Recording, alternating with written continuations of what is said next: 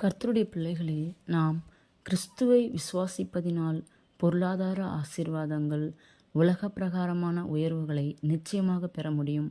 ஒரு சிலர் அவரை ஆத்துமாவின் இரட்சகர் என்று மட்டுமே நினைக்கிறார்கள். ஆனால் தேவனாகிய கர்த்தர் சகல நன்மைக்கும் ஊற்றுக்காரணர் ஆவார்.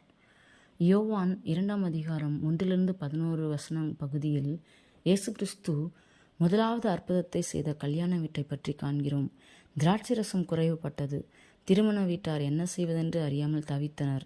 இதுபோன்ற பிரச்சனைகள் எல்லோர் வாழ்க்கையிலும் சந்தித்திருப்போம். இதுபோன்ற பிரச்சனைகளை தீர்வு காண சில வழிகளை நாம் வேதத்தின் ஆதாரத்தோடு பார்க்கலாம். முதலாவது, சிந்தனைகளை சீர்படுத்த வேண்டும். பிரச்சனையின் நேரங்களில் தோல்வியான சிந்தனைகளுக்கு இடம் கொடுக்கக்கூடாது. அது நம்மை வேதனைக்குள்ளாக்கும். விசுவாசமுள்ள வெற்றியுள்ள சிந்தனையினால் நாம் நிரம்பி இருப்போம் எனில் அவர் நமக்கு துணை நின்று நம் வாழ்க்கையை வெற்றியாக மாற்றுவார். கானாவூர் கல்யாண புதுமண தம்பதிகள் வெற்றியின் சிந்தனையோடு இருந்ததால் பிரச்சனையை இயேசுவிடம் கொண்டு போனார்கள். அவரை திருமணத்திற்கு முன்பே அழைத்திருக்கிறார்கள். குறைவை நிறைவாக்குபவர் நம் தேவன். அவரை மட்டுமே நம் பிரச்சனைகளில் நோக்கி பார்க்க வேண்டும்.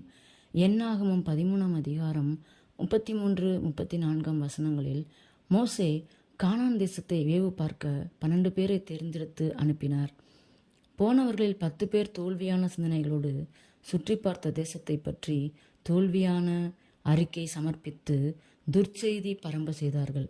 ஆனால் மற்ற 2 பேராகிய காலேப், யோசுவா ஜெயத்தின் அறிக்கையை கொடுத்தார்கள். மகா நல்ல தேசம், அந்த ஜனங்களுக்கு பயப்பட வேண்டியதில்லை என்று விசுவாச அறிக்கையை தந்து அழுது கொண்டிருந்த இஸ்ரவேல் மக்களுக்கு மகிழ்ச்சியை கொடுத்தார்கள். நம் பிரச்சனைகளில் கர்த்தரை நோக்கி பார்க்கும்போது ஜெயம் கொள்ள பலன் கொடுப்பார். காலேபுக்கும் யோசுவாவுக்கும் ஜெயத்தின் சிந்தனை இருந்ததால் பெரிய பிரச்சனைகளையும் சாதாரணமாக எண்ணி சவால் கொடுத்தார்கள். ஜெயம் கொள்ள பலன் அடைந்தார்கள். எவ்வளவு சக்தி மிகுந்த உணவை உண்டு சக்தியை அடைகிறோமோ அதே போல விசுவாச வார்த்தைகளை உட்கொள்ளும் போது ஆத்மாவில் பலவான்களாக திகழ்வோம். ஆவிக்குரிய மன்னாவினால் பிரச்சனைகளை மேற்கொள்ளும் பலனை அடைந்து நம்பிக்கையும் விசுவாசமும் பெறுவோம். ஜெய சிந்தனை மட்டுமே நமக்கு அற்புதத்தை கொண்டு வரும். சந்தேகத்தோடு அவரை நோக்கி நாம் பார்க்கக்கூடாது. எந்த பிரச்சனையாக இருந்தாலும் அவரிடம் ஜெபிக்கும் போது நிச்சயமாக ஜெயத்தை கொடுப்பார் என்று விசுவாசிக்க வேண்டும். இரண்டாவதாக, கிறிஸ்துவை அணுக வேண்டும். திராட்சரசம் குறைவுபட்ட போது கிறிஸ்துவிடம் சொன்னால் அவர் அற்புதம் செய்வார் என்ற விசுவாச சிந்தனையோடு அவருடைய தாயாரிடம் பிரச்சனையை கூறினார்கள். அற்புதத்தை பெற்றுக்கொண்டார்கள். நம் வாழ்க்கையின் ஒவ்வொரு குறைவையும் நிறைவாக்க நம் தேவனால் மட்டுமே முடியும். அவர் தம்முடைய மகிமையின் ஐஸ்வர்யத்தின்படியே நம்முடைய எல்லா குறைவுகளையும் நிறைவாக்குபவர். மூன்றாவதாக, காத்திருக்க வேண்டும். இயேசுவின் தாயாரிடம் திராட்சரச குறைவை சொல்லும்போது அவர் இயேசுவிடம் அதை தெரிவிக்கும்போது அவர் தாயை பார்த்து, என் வேலை இன்னும் வரவில்லை என்றார். கர்த்தர் ஒவ்வொன்றையும் அதினதின் நேரத்திலே நேர்த்தியாய் செய்பவர். எனவே வேலைக்காரர் அவருடைய வார்த்தைக்காக காத்திருந்தார்கள். நாமும் நம் பிரச்சனைகளை தேவனிடம் தெரிவித்த பின்பு உடனே பதில் வரவில்லை என்று சோர்ந்து போகக்கூடாது. தேவனை நாம் நிர்பந்திக்க முடியாது. நம் ஒவ்வொரு பிரச்சனைகளையும் தேவைகளையும் அவருடைய தீர்மானத்தின்படி அழகாகவும் நேர்த்தியாகவும் அதினதின் காலத்திலே நிச்சயமாய் செய்வார். எனவே நாம் வீண் சிந்தனைகளை விட்டு அவருடைய சமூகத்திலே பிரசன்னத்திலே காத்திருக்க வேண்டும். நான்காவதாக, விசுவாசிக்க வேண்டும்.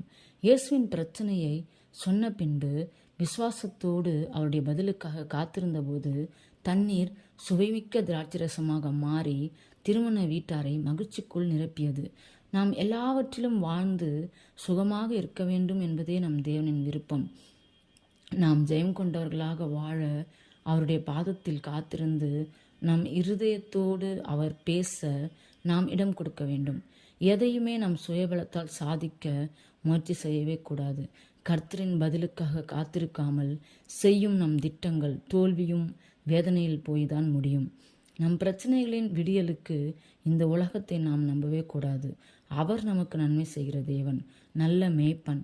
நமக்கு ஏற்படுகின்ற எல்லாமே நன்மைக்கு ஏதுவானது. முதலாவது, நம் சிந்தனை சிறந்ததாக இருக்க வேண்டும். வெற்றியின் எண்ணங்களை மட்டுமே நம் இருதயத்தில் ஏற்றுக்கொள்ள வேண்டும். இரண்டாவதாக, அவரை நம் வாழ்வில் முதலில் அழைக்க வேண்டும். அவருக்கு முதலிடம் கொடுக்க வேண்டும்.